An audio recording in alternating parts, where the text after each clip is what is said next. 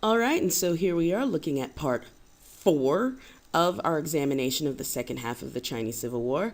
This portion is going to wrap it up, looking at why each side won or lost, and of course, your surprise. Which brings us to looking at why the GMD lost. So, here's a red question. Yay!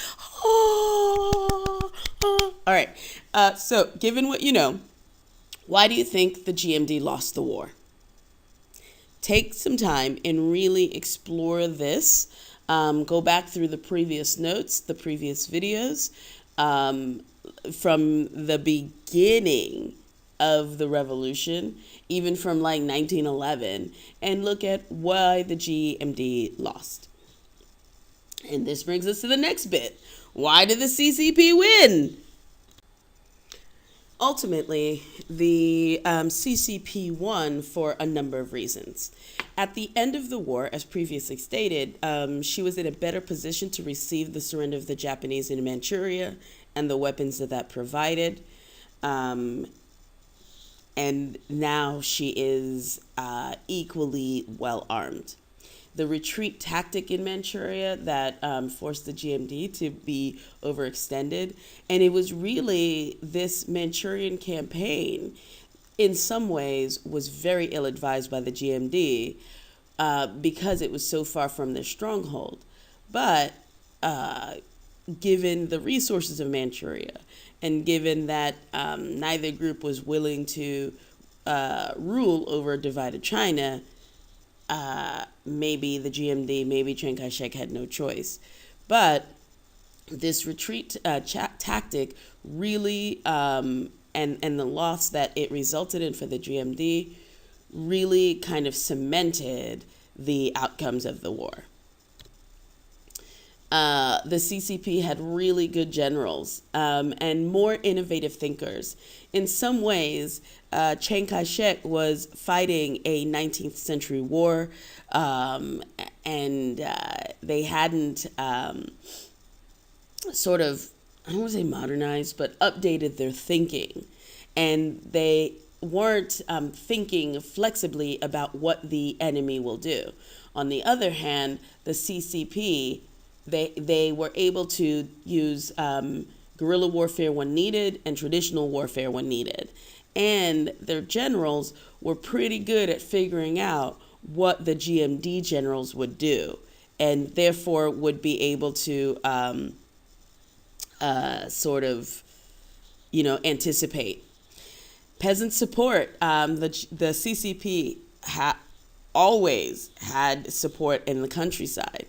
And this meant that, people would hide them, people would join them, things like this. Mao's flexible land policy.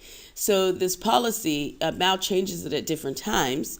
We'll talk about that a little bit later when we look at his rise to power. But this meant that he was able to garner even more support because even while the war is fighting, he is able to give the largest portion of the population what they truly want, and that is land to meet their needs. And especially after Manchuria continually eroded the GMD's troop advantage and increased theirs. So, the GMD was based on conscription. And so Mao is giving the people the choice.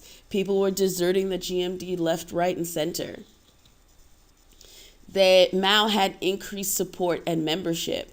A lot of those people are leaving the GMD and deciding to join up with Mao. And that is amongst the population as well, amongst the wealthy, amongst the middle class. Some of those warlords throw their lot in with Mao and are part of some of the generals that help him win. The infiltration of the GMD army, wow. And this is what I mean about that increased support and membership. The CCP was able to completely infiltrate the army. And this is one of the ways that they were able to know what the GMD was going to do and react accordingly. So people high up in the organization were sympathetic with the CCP. For example, Chiang Kai-shek's assistant chief of staff and the GMD War Planning Board head. So the dude who is organizing the war planning is really organizing the war planning to help the CCP. So, and then you also wonder how much of the decisions made by the GMD military were tainted by by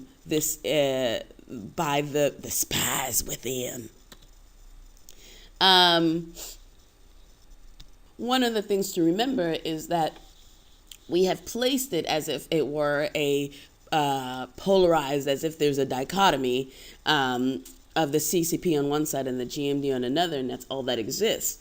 But at this time, there were numerous political parties, and a number of those political parties were against the GMD, especially as the GMD moved more toward the right ideologically. And so the CCP was like, hey, guys, enemy of my enemy is my friend. And so he now relaxed his policies to agree to be able to not absorb but join forces with those people fighting against the GMD. Which brings us to the effects of the war. Yeah, I think you got this one. The major effect that we can say of the Chinese Civil War was the establishment of a single-party state headed by Mao in China, which we'll be looking at shortly.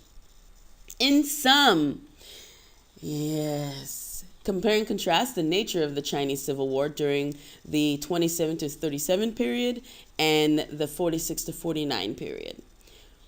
Why did those differences exist? Really? Take some time, explain.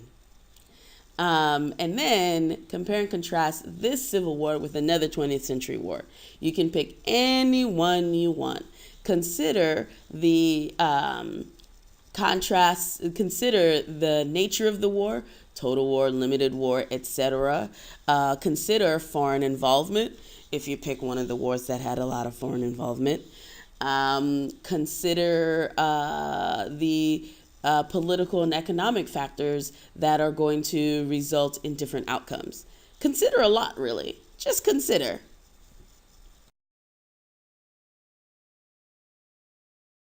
And here we get to the surprise. So here we go. What do you call a security guard who works at Samsung?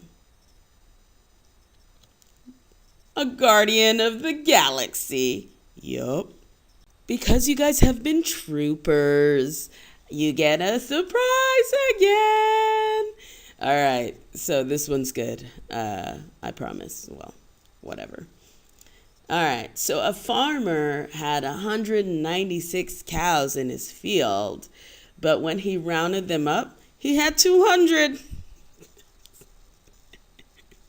I thought I'd throw a little math in there because you guys know how much I love the math. All right. And you know what? Cows, they look all cute and cuddly and stuff, but look at them eyes. Apparently, in the U.S., cows kill more people per year than sharks do.